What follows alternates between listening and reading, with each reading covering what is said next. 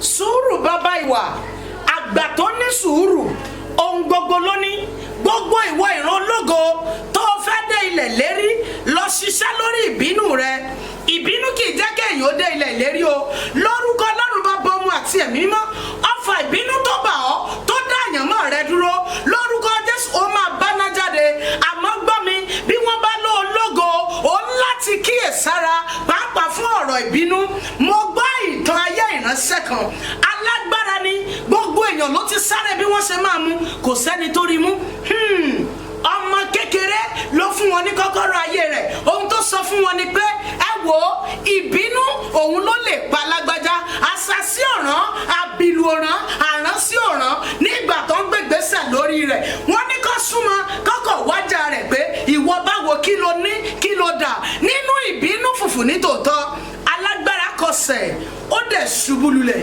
Ìbínú gbaṣọ ògo lára rẹ̀ ní orúkọ Jésù. Ọfà ìbínú tó bà ọ́ tó ṣetán láti gbaṣọ ògo lára rẹ̀ ó máa báná jáde. Àmọ́ kíyèsára, Mósè lógo orí ilẹ̀ ìlérí lọ́kàn, àmọ́ inú fùfù ìbínú tó pọ̀ kò jẹ́ kó délẹ̀ ìlérí. Agbára tó ní kó má dé ilẹ̀ ìlérí, irú agbára yẹn máa ṣègbé níwájú rẹ̀. Báwo aṣọ ogun táyé fi wọ̀ ọ́, tí wọ́n fi wọ ọmọ rẹ̀, tí wọ́n fi wọ ilé rẹ̀, Olúwa yóò fi iná bọ.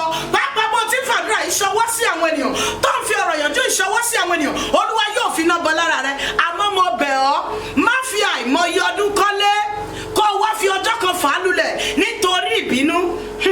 Mo tún dé o, fún ẹ̀yin tẹ́ ẹ lógo, wọ́n lọ ológo, ò ń gbọ́ ìrànpọ̀ ológo, ó kọ́ṣẹ́, ó kàwé, ó dẹ̀ jókòó pé wọ́n lọ ológo, ó ní ṣera rẹ̀ lọ́wọ́ ṣẹ̀ṣẹ̀.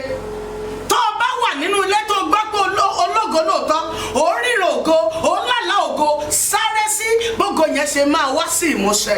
Gbogbo ògo téèyàn ò sáré sí ó máa ń padà di rẹ̀ sílẹ̀ ni. Lórúkọ Ọlọ́run Baba, Ọmọ àti Ẹ̀mí Mímọ́, ògo wa ò ní di rẹ̀ sílẹ̀. Gbogbo ìwọ ológo tó ń gbọ́ mi, tó o bá ṣàmì, tó o fi ọ̀rọ̀ yìí ṣọwọ́ sí àwọn ènìyàn níbi tí ayé ti rẹ ògo rẹ̀ sílẹ̀, ní orúkọ Jésù Olúwa yóò gbé dìde. Bíbélì wípé dìde tọ̀ ìmọ́lẹ̀, ó ní nítorí tí ìmọ́lẹ̀ rẹ dé. Bó o ṣe mú ọ̀rọ̀ yìí lò, tó ń fi ọ̀rọ̀ yìí ṣọwọ́ sí àwọn ènìyàn, ìmọ́lẹ̀ ògo rẹ máa tàn, wá sì rí àánú gbà. Bẹ́ẹ̀ ló máa rí. Jésù Olúwa wa, àmín.